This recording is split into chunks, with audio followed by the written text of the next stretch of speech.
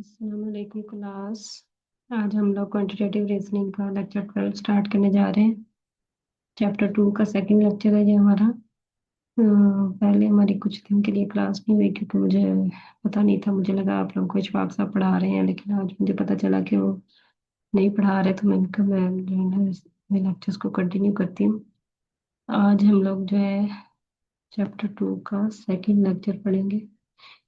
आज हमने क्या पढ़ना है कि ज्योमेट्री क्या है, meaning of geometry, basis of geometry और फंडामेंटल ज्योमेट्रिक टर्म्स। तीन टॉपिक्स आज हम कवर करेंगे। सबसे पहले हम देखते हैं कि ज्योमेट्री क्या है। ज्योमेट्री जो है ये वर्ड जो है ये दो वर्ड से निकला है। जियो ग्रीक वर्ड्स हैं ये। जियो का मतलब है अर्थ यानी जमीन, और मेट्रॉन मीनिंग मेजरमेंट, मतलब कि जमीन में जितनी भी चीजें हैं उनको मेजर अगर हम लोग करते हैं या उनको पैमाइश करते हैं तो उस पूरी ब्रांच को मैथ की हम क्या कहते हैं, जियोमेट्री।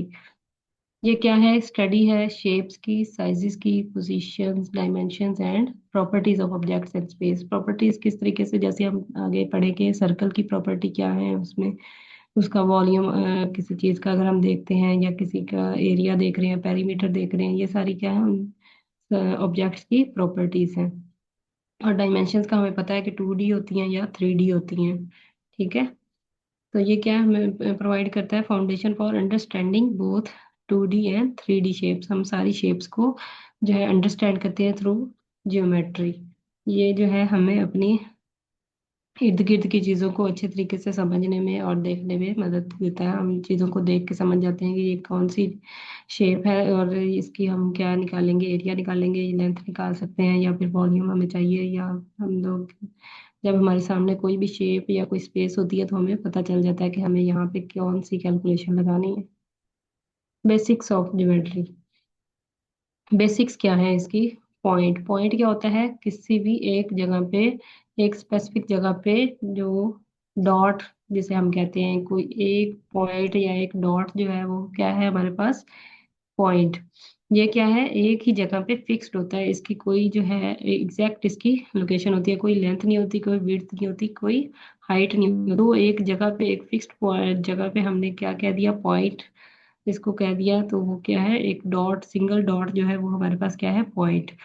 नेक्स्ट है लाइन। लाइन क्या है, straight path that extends to infinity in both direction. देखें यहाँ से स्टार्ट होके जहाँ जा रही है तो ये एंड तक आगे हम लोग इसको एक्सटेंड कर सकते हैं जिधर मर्जी ले जाएं इस लाइन को, इस लाइन को। ठीक है, ये हमारी क्या है, लाइंस है, इनका कोई एंड पॉइंट नहीं है। ये दोनों क्या करती हैं, दोनों डायरेक्शंस में इंफिनिटी तक जा रही होती है। जो स्ट्रेट लाइन वो हमारे पास क्या है, स्ट्रेट पाथ जो है वो लाइन कहलाता है। अब नेक्स्ट हमारे पास आ गई लाइन सेगमेंट। लाइन सेगमेंट क्या है, एक पार्ट है टू फिक्स पॉइंट। जैसे पहले जो हमारे पास एक लंबी लाइन थी उसमें से अगर हम दो पॉइंट्स निकाल लें, एक स्पेसिफिक 2 सेंटीमीटर, 3 सेंटीमीटर या फिक्स लेंथ कर दें, तो वो हमारे पास क्या होगा, उसका एक लाइन सेगमेंट आ जाएगा जिसकी फिक्स्ड पॉइंट्स हैं, फिक्स एंडिंग्स हैं या फिक्स्ड लेंथ है।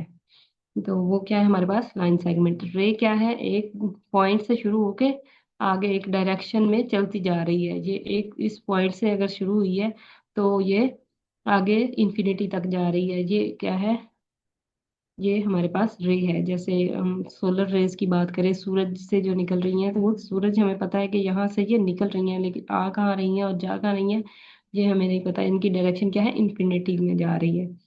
एंगल्स क्या होती हैं, जब दो रेज जो है एक सिंगल पॉइंट पे आके मिलती हैं तो वो क्या होता है, एंगल होता है। जैसे यहाँ पे 180 का एंगल है, तो ये दो रेज है, एक इस डायरेक्शन को जा रही है, एक इस डायरेक्शन को जा रही है, तो यहाँ पे जो इनका एंगल बन रहा है ये क्या है, 180 का एंगल है। इसी तरीके से एक ये रे है जो इस डायरेक्शन में जा रही है, दूसरी उस डायरेक्शन में जा रही है, तो ये वाला जो एंगल है ये भी क्या है हमारे पास, ये दो रेज के दरमियान जो है ये हमें एंगल बताता है। ये वाला एंगल जो है ये लेस देन 90 है, ये 90 का एंगल है।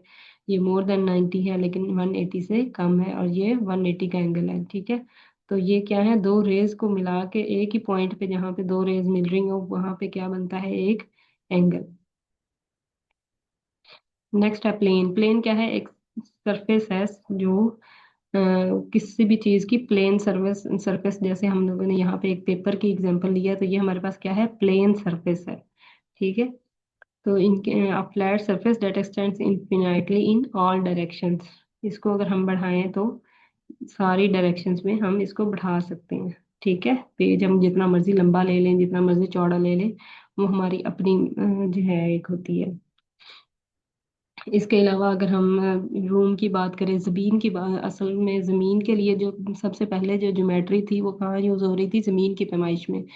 जमीन को, लैंड को जो है लोग मेजर करने के लिए ज्योमेट्री को यूज कर रहे थे, उसके बाद ये बाकी सारी चीजें आई है। तो ये जो है, अगर जमीन की बात करें तो एक डायरेक्शन तो दूसरी डायरेक्शन में अगर हम देखें, वो सारी जमीन क्या है, प्लेन है।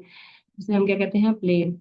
शेप्स क्या है हमारे पास, जब लाइंस या कर्व्स जो है एक स्पेस को इनक्लोज कर लेती हैं। जैसे ये हमारे पास एक रेक्टेंगल है, ये सर्कल आ गया, क्यूब आ गया, सिलेंडर आ गया, ये क्या है वह, कि हमारी एक स्पेस को इनक्लोज कर रही हैं। लाइंस जो है, ये चार लाइंस मिलके क्या कर रही हैं, रेक्टेंगल बना रही हैं। तो ये हमारे पास क्या, 2D शेप्स भी होती हैं और 3D होती हैं। ये जो रेक्टेंगल और सर्कल है, ये कौन सी हैं, 2D शेप्स हैं। और ये क्यूब और सिलेंडर क्या है हमारे पास, ये 3D शेप्स है। नेक्स्ट, हमने ये पहले भी पढ़ा है, पेरीमीटर क्या होता है, total length of the boundary of 2D shapes. 2D shapes अभी हमने बात की, कैसे रेक्टेंगल, सर्कल हो गया, स्क्वायर हो गया, ट्रायंगल हो गया, इनकी जो बाउंड्री होती है वो हमारे पास क्या होता है, पेरीमीटर। एरिया क्या होता है, जो इनके अंदर वाली स्पेस होती है, अगर उसको हम मेजर करें तो वो क्या होता है, हमारा एरिया होता है। वॉल्यूम क्या होता है, 3D शेप्स के amount of space occupied by 3D shapes जो होती है वो क्या होता है, वॉल्यूम। इनके फार्मूलाज हमने पिछले चैप्टर में अच्छी तरह से पढ़े हैं। अगर सरकमफ्रेंस की बात की जाए तो वो क्या है, outer boundary of a circle. Circle की जो आउटर सरफेस है या आउटर बाउंड्री है, उसको क्या कहते हैं हम, circumference. Fundamental geometric terms. Next हमारे पास आ गया कि जो मेन ज्योमेट्रिक टर्म्स हमारे पास यूज होती हैं, लाइन यूज होती है, पॉइंट और एंगल्स। पॉइंट की हमने पहले भी बात कर ली कि फिक्स जो एक ही एक नुक्ता है उसे हम क्या कहते हैं, पॉइंट। लाइन के आगे जो है वो कितनी, चार टाइप्स है, line, segment, ray, parallel lines और परपेंडिकुलर लाइंस। एंगल्स क्या है, acute angle, right angle, obtuse angle, straight angle और रिफ्लेक्स एंगल। नेक्स्ट मैं आपको इनकी पिक्स के साथ आपको समझाती हूँ कि ये क्या है। लाइन सेगमेंट क्या है, जैसे हमने पहले बात की थी, एक लंबी लाइन का अगर एक हिस्सा, एक पॉइंट हम फिक्स कर लें, ए पॉइंट से बी पॉइंट तक जो पार्ट है वो क्या है हमारे पास, लाइन सेगमेंट है। ठीक है, उसकी हम प्रॉपर एक जो है फिक्स लेंथ रख लेंगे, तो वो हमारे पास आ जाएगा लाइन सेगमेंट। अगर एक जो इन्फिनिटी तक लाइन चलती जा रही है, वो क्या है, हमारे पास पूरी एक लाइन है, और उसका अगर एक हिस्सा हम अलग कर लें तो वो क्या हो गया, हमारे पास लाइन सेगमेंट हो गया। रे की हमने पहले बात की, वो क्या है, एक पॉइंट से शुरू होके इन्फिनिटी तक जा रही है, ये रे है। पैरेलल लाइंस, दो बराबर चलती हुई लाइंस जो आगे एक दूसरे के बराबर चलती जा रही हैं, वो क्या है, पैरेलल लाइंस। परपेंडिकुलर लाइंस जो क्या है, वो एक दूसरे को कट करती हैं 90 के एंगल पे, वो हमारे पास क्या होती हैं, परपेंडिकुलर लाइंस।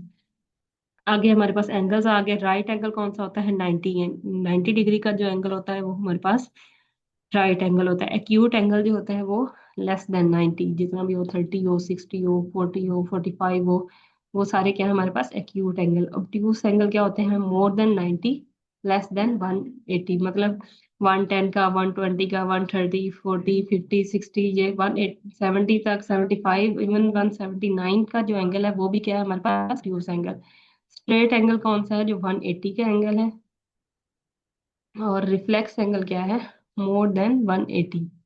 ठीक है, 180 के बाद जो एंगल्स हैं वो हमारे पास क्या है, रिफ्लेक्स एंगल्स। ठीक है, लेस देन 360 होगा, मोर देन 180 होगा, तो ये हमारे पास क्या होगा, रिफ्लेक्स एंगल। आज का लेक्चर इतना ही, नेक्स्ट हम इंशाल्लाह नेक्स्ट लेक्चर में मिलेंगे। अल्लाह हाफिज।